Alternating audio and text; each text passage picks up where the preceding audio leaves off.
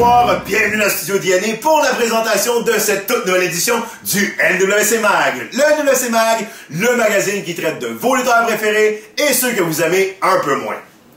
Semaine dernière, 28 février, gala haut en couleur de la NWC qui nous présentait en finale d'événement le match tant attendu entre Johnny C et Pierre Joly. Match hardcore. Et attention, Johnny, ça faisait déjà très longtemps, ça faisait depuis le 6 décembre qu'il attendait ce match.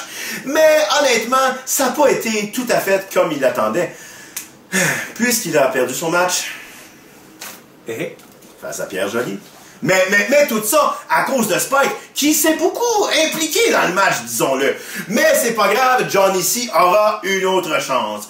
Le commissaire Manu a décidé que le 14 mars prochain, la finale de l'événement sera un match de type Fatal 4-Way Elimination, où s'affronteront Johnny C, Bad Boy Pierre Joly, Sweet Pete et le champion poids lourd de la fédération, Alex North, qui mettra son titre en jeu. Aurons-nous un nouveau champion ou garderons-nous Alex North comme champion? Toutes ces réponses le 14 mars. En attendant, le coup dur de la semaine.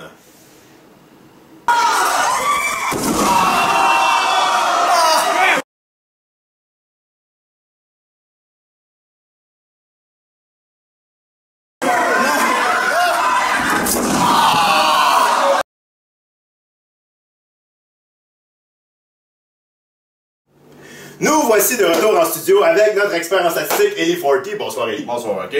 Donc, Eli, dernier gala, beaucoup de controverses autour du match de championnat par équipe.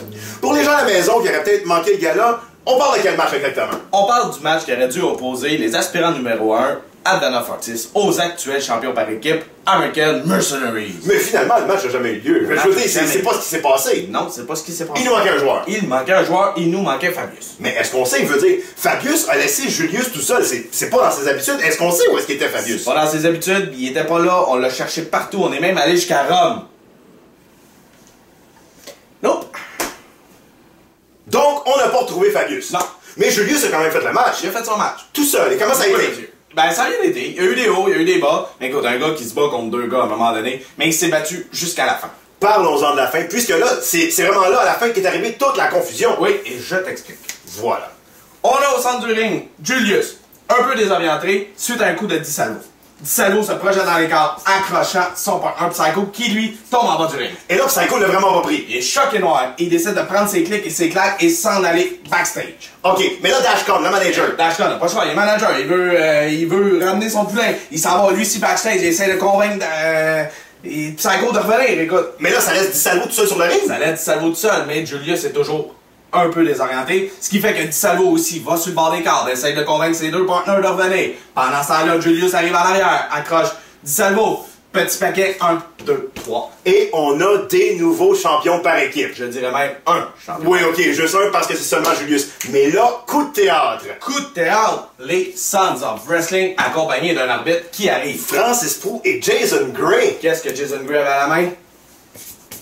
La fameuse valise lui donne endroit au match de championnat de son choix. Et il capitalise! Il capitalise et je t'explique comment. On a Francis Prou, on a Jason Gray, qui saute sur Julius. Jason Gray et Francis Prou. Lâche pas Julius. Et là, Julius se défend. Il se défend, qui mieux. Là, il y a des parts, il y a des capards, il y a des boums, il y a des coups de pied, il y a des coups de poing. La foule en haut à capote, la foule du côté à capote. Écoute, là, c'est l'explosion. Tout le monde crie Julius, Julius. Et là, Jason Gray réussit à monter sous le troisième corps. Je sais pas comment il a fait, mais il était rendu là. Puis là, il saute et BOOM! Mais là, comment ça finit tout ça, là? On a des nouveaux champions par équipe. De retour en studio. Merci beaucoup, Rocky. Aujourd'hui, spécial semaine de relâche, je reçois une invitée très spéciale, ma fille Daisy Stone. Caméra, ça marche pas, elle est trop petite. Daisy Stone, comment vas-tu, Daisy? Très bien. Très bien. Tu as quel âge, Daisy? J'ai 7 ans. 7 ans. Excellent. Et qu'est-ce que tu aimerais faire dans la vie? Être intervieweuse. Comme moi! Oui. Ah, OK. Mais tu sais que c'est pas facile d'être intervieweuse. Tu veux qu'on essaye? Tu veux qu'on échange pour aujourd'hui? OK. C'est un spécial de la relâche, on essaye ça. Comme ça. Désirée, si on jetait un regard un peu plus introspectif sur ta carrière, comment la décrirais-tu? Cote, j'étais pas prête. Cote. Du point de vue d'une lutteuse de ton expérience, quelle est ton opinion sur l'augmentation des blessures cette année? Pouvez-vous répéter la question? Selon toi, où se situe la lutte contemporaine par rapport à celle des années 70? Hey. Oh. Ici Daisy Stone, à toi papa! Que se passe-t-il entre Frank Otelli et Darky? Me semble que tout le monde a l'air de se poser un peu la question, y compris le principal intéressé, Jake LaBottine Taylor. Si on relatait un peu les faits, lors du gala précédent, Darky était venu faire de l'œil à Frank Otelli qui, totalement déconcentré, est allé laisser Bad Dog seul dans l'embarras avec Sons of Wrestling. Au dernier gala, ça a été un petit peu le contraire. Ça a été au tour de Frank Otelli de venir user de ses charmes sur la charmante Darky, qui, soit dit en passant, honnêtement, ça a vraiment pas l'air de faire le bonheur de Jake LaBottine Taylor. Le commissaire Manu, dans un souci de toujours mettre de l'huile sur le feu, est allé proposer un match entre les deux lutteurs pour le 14 mars. Donc, Jake LaBottine Taylor affrontera Frank Otelli avec, attention, Darky comme arbitre spécial. De quel côté penchera-t-elle? Là est la question. Mais parlant de question, on a eu une confirmation dernièrement que Don Kruger s'apprêtait à faire un retour à la NWC pas plus tard que le 28 mars.